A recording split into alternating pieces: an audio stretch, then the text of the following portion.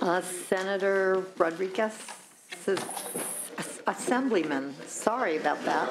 I'm having Item 3, AB 172. Welcome to the committee. Thank you. Assembly member.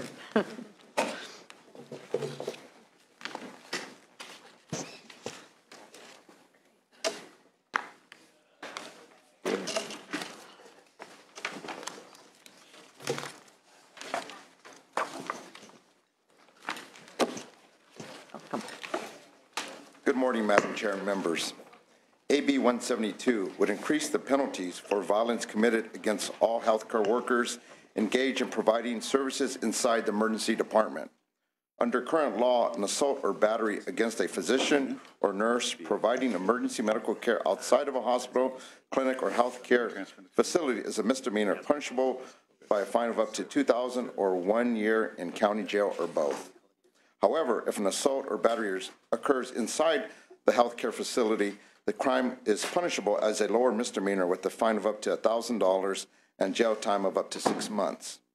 AB 172 will close this loophole by making the penalties for assault and battery against all healthcare workers inside the emergency room equal to the penalties outside the emergency room. Overall, nurses are the most frequent targets of violence because they have the most direct patient contact. I can tell you from my own personal experience that violence in the ER is more common than we realize. These workers deserve the same level of protection whether they are performing their duties inside or outside of a hospital. I'm here to ask respectfully for an aye vote. I have here representatives from the Emergency Nurse Association to testify in support of the bill. Support. My name's Michelle Rivera, and I have been an emergency room nurse for 10 years. I love my job, and I feel like I make a difference in the patients' lives that come to us for help. The patients that are most amazing to me are the ones that come in with a stroke. I can administer medication to help resolve their symptoms, and sometimes I am able to restore full function to that patient. What I don't love is how scary it's getting to be a nurse. My workplace is becoming increasingly violent. I have to think, could the patient grab my scissors? Will they use my stethoscope as a weapon against me? Do I have an escape route if the patient tries to hit me or box me in the room? Will I get spit upon or yelled at today? We still have to take care of a patient, even if they are threatening us. A while ago, I was taking care of a patient who appeared calm and was waiting for placement in a treatment facility. He wanted to go smoke, but it was not an option to go outside, so I offered him a nicotine patch.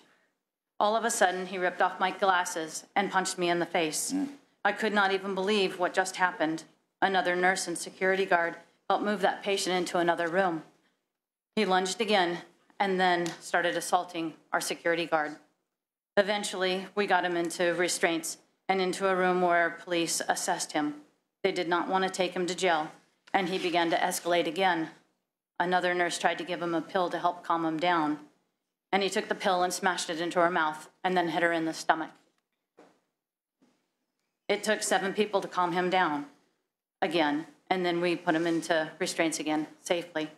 Eventually, he was sent to a treatment facility, but we knew that he had a history of assaulting other healthcare members. AB 172 will increase fines and penalties for people who assault healthcare workers in the emergency department. My hope is that the violence will stop due to these consequences. I want to feel safe along with my coworkers and to give good care to patients who truly need our help. Thank you. Others in support? My name is Jen Deno. I'm the Government Affairs Co-Chair for the Emergency Nursing Association for California. Unfortunately, in this role, I hear from members all over the state on a weekly basis with stories just like Michelle's. Scientific American published an article in December speaking about the rampant violence against healthcare workers in this country. 32 other states have enacted laws with high penalties to start deterring the violence. I am also an emergency department nurse. I work locally here in Sacramento. I have not been physically assaulted, but I have been verbally abused by patients, and I have witnessed my coworkers being physically assaulted. Our department has an average of 1 assault per week, and in the past year, 2 of our members were put on state disability because of their injuries. One of them was on for 4 months and one was on for a year. They chose not to come back. This has led to an incredible impact on the remaining staff in our department. It has put us all on edge because despite our training, there are times we cannot predict when a patient or family member might become violent. Unfortunately, there are many people who come to the emergency department and think it's okay to take out their aggression on us. We want to help all of our patients. Hospitals provide training and many measures to help reduce violence, but it has not stopped nurses from being hurt. Research done by the Emergency Nursing Association shows that for every week a nurse works, he or she has a 10% chance of being physically assaulted and a 45% chance of being verbally assaulted. Nurses are assaulted by being pushed, kicked, hit, slapped, spit upon, grabbed, or even strangled with their own stethoscopes. After an assault, nurses feel angry, scared, anxious, and depressed. Some nurses leave emergency nursing and some leave the profession altogether. The loss of a career can be devastating to a nurse, and staff morale is affected in the departments. We need this bill to send a message that it is not okay to assault staff in an emergency department. We want to provide good care to all of our patients. We appreciate your support today to help us. Thank you. Thank you. Others in support? Good morning. Connie Delgado with the California Hospital Association, wanting to thank the author for tackling this issue. As you can hear from the other witnesses, this issue is tremendously urgent that we address making sure that healthcare workers in the emergency department are safe, and for those reasons we are in support. Madam Chair and members, Corey Salzillo here on behalf of the California State Sheriff's Association in support of the bill, and personally as the husband of an ER nurse, I appreciate the author's sentiment here. Thank you. Thank you. Donna Seitz, representing Los Angeles County Board of Supervisors. This is an important bill for the county as we own and operate 4 hospitals, 3 of which have emergency departments. Therefore, I would urge your aye vote. Thank you. Thank you. Amber King with the Association of California Healthcare Districts, also in support. Thank you. Barbara Ferguson, on behalf of San Bernardino County, the sheriff supports the county and we're in support of this. Thank you. Thank you. Others in support? Are there speakers in opposition to the bill?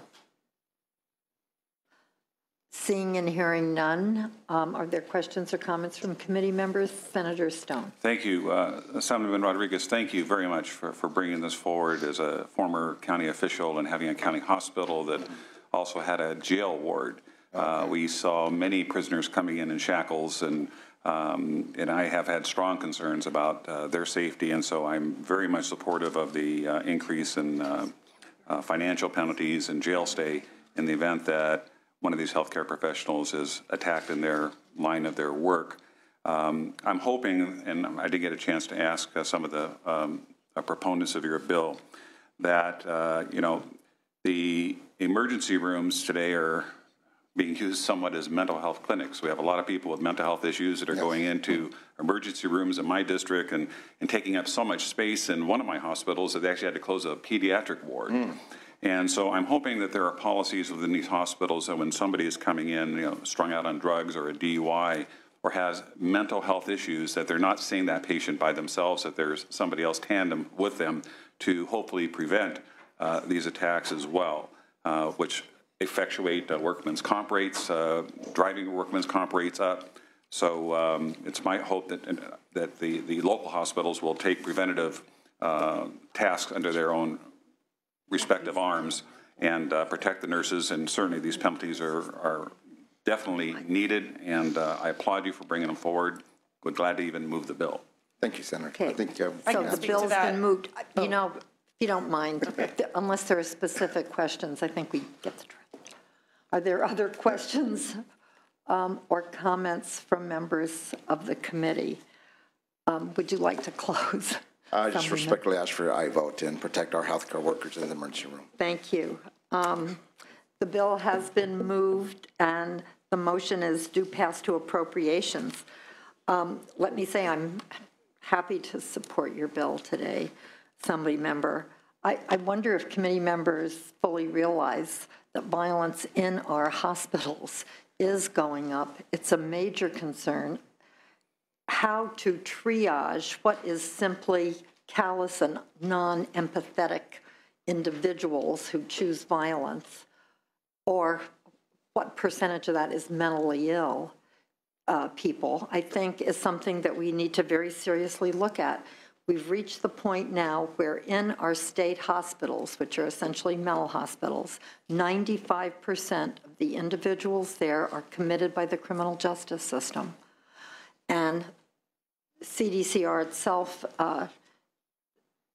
estimates that about a third of our prison inmates are severely mentally ill.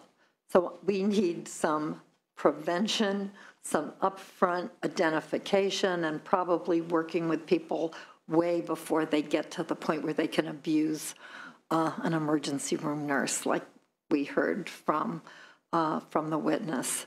Having said that, this bill simply makes penalties consistent and clear, which, if there's any deterrence in penalties, consistency and clarity is probably a very good thing. So I'm happy to support your bill, and I think we have to keep working on the larger issue so that all our hospital personnel are safe. Yes. Please read the roll. Hancock? Aye. Hancock, aye. Glazer? Aye. Glazer, aye. Leno? Lou? Monning? Aye. Monning, aye. Stone? Aye. Stone, aye. Thank you. That bill has enough votes. We'll keep the roll open for the absent members. Assemblywoman Weber. Item number 5, AB 953. Welcome to the committee. Yes, good morning, Madam Chair and members. I'm here to present to you AB 953, the Racial Profiling Definition Data Collection Bill. As we know, the vast majority of our police officers are noble public servants who perform dangerous jobs with dedication, honor, and integrity. However, in California and around the nation, the recent deaths of numerous people of color at the hands of law enforcement have given rise to heightened public skepticism regarding the fairness of policing, particularly in challenged communities. In a recent poll shows that 55% of Californians and 85% of African Americans in California believe that blacks and other minorities do not receive equal treatment in the criminal justice system. Another poll shows that more than 3 in 4 black voters in California believe the police are tougher on blacks than other groups, and more than half of Asian Americans agree with this view. Racial and identity profiling significantly contributes to this lack of confidence in our justice system. It occurs when officers stop, seize property, search, or interrogate persons without evidence of criminal activity. Profiling stems not only from traditional notions of discrimination, but also unconscious biases and negative stereotypes held by officers with good intentions. However, right now, profiling persists in California because our understanding of the problem is limited to anecdotal accounts from victims and limited data from a small cohort, approximately 30 to 60 of California's more than 840 law enforcement agencies. The only way to move from a discourse about profiling that is led by rhetoric and anecdotes is one that is built upon rational, evidence-based policing strategies that allay community concerns. It is a collection of information about law enforcement community interactions. The purpose of 953 would not only satisfy this void, but also modernize California's prohibition against profiling so that it aligns itself with the guidelines recently adopted by the Federal Department of Justice and the President's Task Force on 24th Century Policing. According to the Legislative Analyst's Office, this reform is necessary because California's current definition of profiling is overvague and law enforcement agencies have resisted following it. Furthermore, pursuant to recommendations by the Police Executive Research Forum and the Office of Community-Oriented Policing of the U.S. Department of Justice, AB 953 would establish a racial and identity profiling advisory board. As a multi-stakeholder group, the board would bring diverse voices and experts to the table, including social scientists, policing experts, and representatives of law enforcement, civil rights organizations, the legislature, and challenged communities to develop solutions for curbing profiling and positive advancing police-community relations. Through these reforms, AB 953 would place California on a trajectory that improves the relationship of trust between law enforcement agencies and the communities they are sworn to protect. It also helped to ensure that the constitutional promise of equality is met. We have with us today to witness several individuals who represent various aspects of this bill, and they will each introduce themselves and their relationship to it. Witnesses in support of the bill. Hey, good morning. I'm Andrew Clark. I direct the Institute for Municipal and Regional Policy at Central Connecticut State University. And our institute has been directly involved with the racial profiling prohibition project in Connecticut since 2011. In 2011, Connecticut was in a similar situation that California is in now. We had a high-profile incident in the town of East Haven with Latinos being profiled. The Department of Justice came in. Subsequently, 4 officers were convicted of civil rights violations.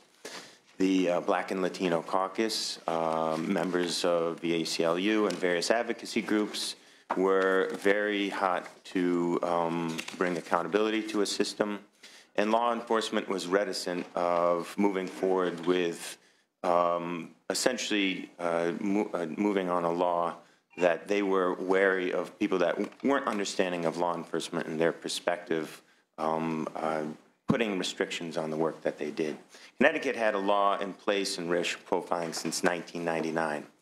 At the time that we got involved in 2011, there had only been 1 report analyzing the information. 26 of 102 law enforcement agencies were actually submitting data. They were doing it annually. They were doing it in text files. They were doing it in Excel files. It was just not very useful information. At that point, the governor's office asked us to go after a federal grant, which we received that would actually bring resources to the project. And now, 3 years later, we have 106 law enforcement agencies fully compliant. We have 26 data points that they are submitting to us electronically on 600,000 traffic stops a year, in which we get either real time or on a monthly basis. We now, a year and a half after the law has been into effect, have analyzed the data and are moving forward with that. The advisory board that we put in place, California, the law that you're considering is very similar to the one that Connecticut put in place. The advisory board was an extremely important part of that process because you took what was a polarized conversation and through a process of the past couple of years has brought law enforcement and advocacy groups together to the point now where they now do community dialogues together.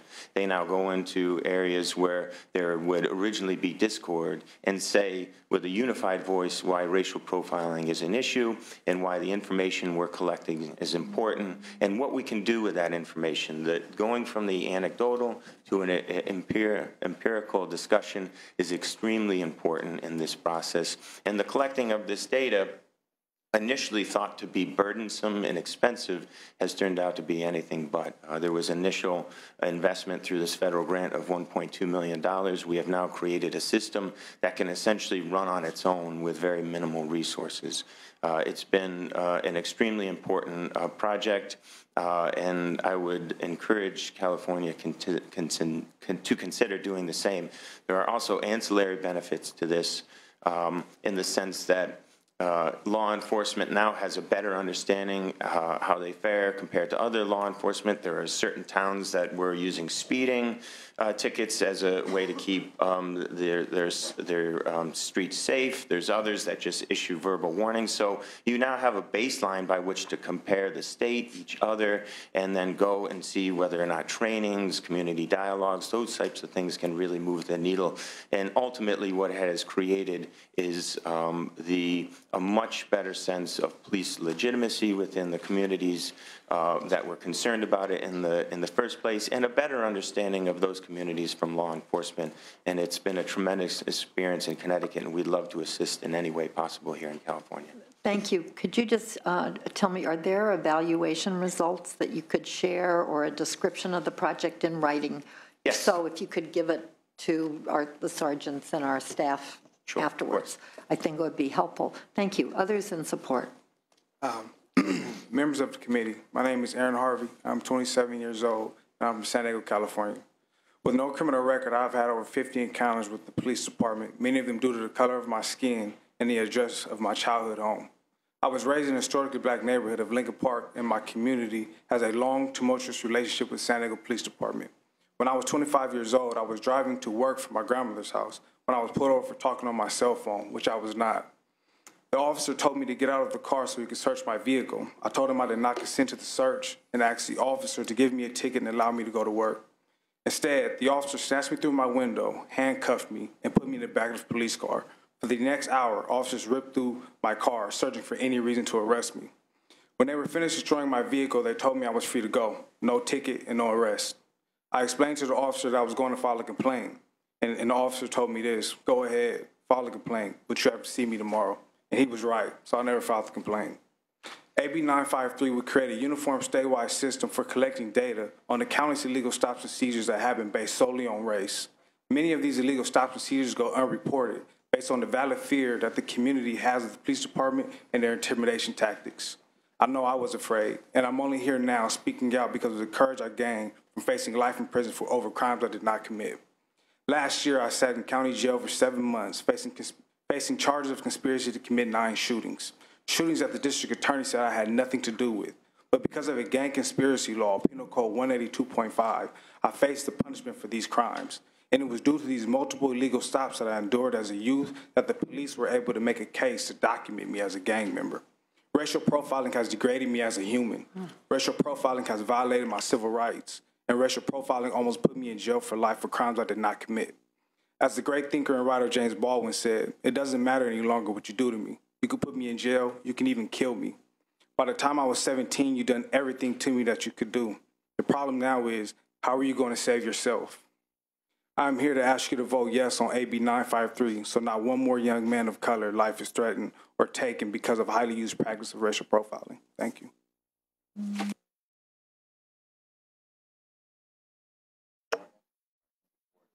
Of what, excuse me, what's your organization? Oh, thank you. Okay.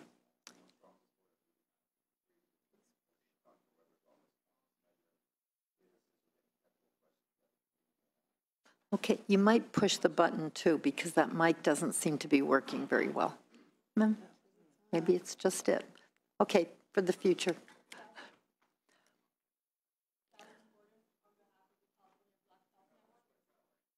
Thank you.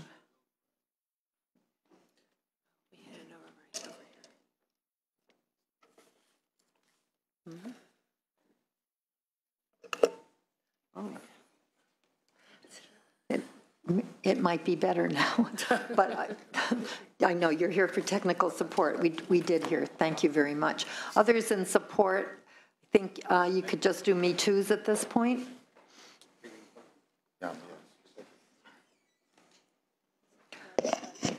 Khalif Asagay, California Public Defenders Association, as well as Children's Defense Fund California, in strong support. Jim Lindberg on behalf of the Friends Committee on Legislation of California, in strong support.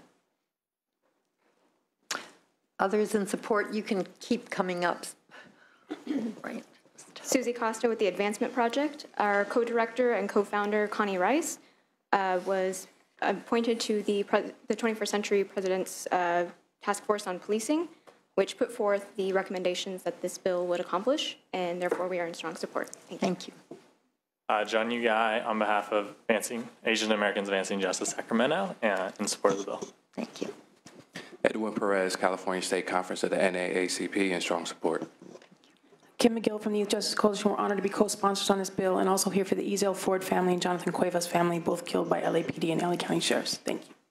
Thank you. Dewan Smith from Youth Justice Coalition on behalf of Tyler Woods, my friend, Dante Jordan, killed by Long Beach Police Department.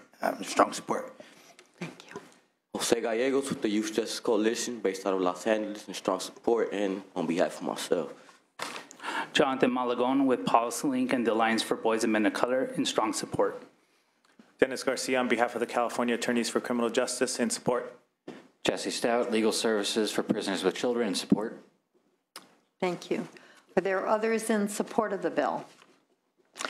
Seeing and hearing none, are there speakers in opposition to the bill? Thank you. Madam Chair and members, Corey Salzillo here on behalf of the California State Sheriff's Association, unfortunately in opposition to the bill. We appreciate the amendment. Regarding the definition of racial profiling, the bill before coming to this committee would have made it very difficult to do routine police work. We're not exactly sure that it eliminates the issue completely. It refers to a specific suspect description when relying or considering racial or other characteristics. I think it's helpful. I'm not sure it gets there totally. It's unclear to me whether or not a specific suspect description is white male, 6'5", 200 pounds, driving a green car, red sweatshirt, multiple tattoos, or if white female would suffice for that. But Nevertheless, we appreciate the progress on the bill. Unfortunately, we have to remain opposed. The bill creates a costly and burdensome mandate that I think, ironically, and I don't mean to be flippant about this, but it requires officers to pay very close and specific attention to someone who they stop or detain's race or other characteristics that they come into contact with for the express purpose of stopping racial profiling.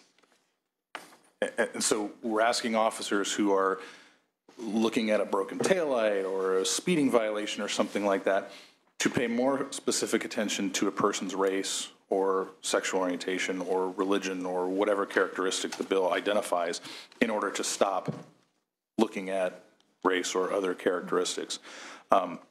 That's exacerbated by the fact that the bill prohibits an officer from asking the suspect or the person who's been stopped what their race is. It won't always be entirely clear. And so we're talking about an effort to uncover racial profiling where it exists, if it exists, and we're going to base that on an analysis of an officer's guess, not facts. So there's an intellectual discrepancy, I think, from our opinion. So for the reasons stated, we're opposed to the bill. Thank you. Madam Chair, members, Randy Perry with Aaron Reed and Associates on behalf of PORAC and the California Association of Highway Patrolmen. We're in opposition. We agree with Corey Salzillo's arguments. Just want to reiterate, this bill is so overly broad. The data they are attempting to collect is for every stop made. Every stop, whether it's a vehicle, in person, all stops. At that point, the officer must then, without asking anything, profile everyone they stop. Make a report, not profile. Report that to the agency. Then the agency must gather all of those stops that agency has made in a year and report that, all of it to the Attorney General, all based on this officer's basically best estimate, best guess of that person's profile. So like I said in previous committees, this bill for the first time increases the amount of racial profiling and all the other types of profiling that an officer must do in California. For the first time, this bill requires it by all officers in California in an attempt to stop racial profiling. There are other reports that are currently happening. We already make reports. If the author wanted to sit down and enhance some of those reports on racial profiling, there are already reports on use of force. There's a federal bill, the Pride Act by Boxer, dealing with that issue. We will gladly sit down and take a look at what is happening. The California's Highway Patrol has increased and has been reporting on some of their stop information since I believe 2000, the year 2000. They have increased their reporting requirements. We gladly would sit down and talk about whether or not the rest of the state should adhere to that level of reporting, but that has not occurred, and for those reasons, we remain opposed to this bill. Madam Chair, members of the committee, John Lovell with the California Police Chiefs Association. We would adopt by reference the testimony of Mr. Salzillo and Mr. Perry and add on a couple of items. First of all, our association takes racial profiling very seriously because the existence of that practice goes to the heart of the credibility of law enforcement in dealing with communities, and we commend Dr. Weber for bringing legislative attention to this issue. That said, there are some issues that really require addressing, and I will say parenthetically, the police chiefs will be meeting this afternoon at 4 o'clock with the American Civil Liberties Union to talk in depth about some of these issues. First of all, the reporting requirement itself amounts to a case report required for every single stop. And the challenge in California is there's no uniformity for gathering that data. Some agencies have computer capability. Others simply take the narrative of police reports and manually gather the data. We've recommended, we continue to recommend, that prior to enacting mandatory interactive reporting, the legislature focus on the development of some kind of automated reporting infrastructure so that you don't have officers spending more time trying to manage, fill out, compile reports than doing policing and doing positive interaction with the community. Secondly, if we're going to be doing this, we also should have some mechanism for identifying those stops that involve persons who are subject to probation or parole searches, persons for whom a warrant is outstanding, so that you can provide greater context. We're also concerned about the training requirements that seem, and when we support training strongly, but the unintended consequence of the training requirements, we believe, are going to be that you're going to have constant backfill and mobilization challenges for agencies, because we're all dealing with a finite number of people and communities that we have to protect. We also have real issues with the Racial and Identity Profiling Advisory Board. We have concerns that this board will be empowered in ways to actually interfere with the day-to-day operation of agencies, and that's an unintended consequence. All of this by way of saying this is a serious issue, but given the challenges that we've outlined in the bill, preclude or really mandate that at this point we continue our opposition. Thank you.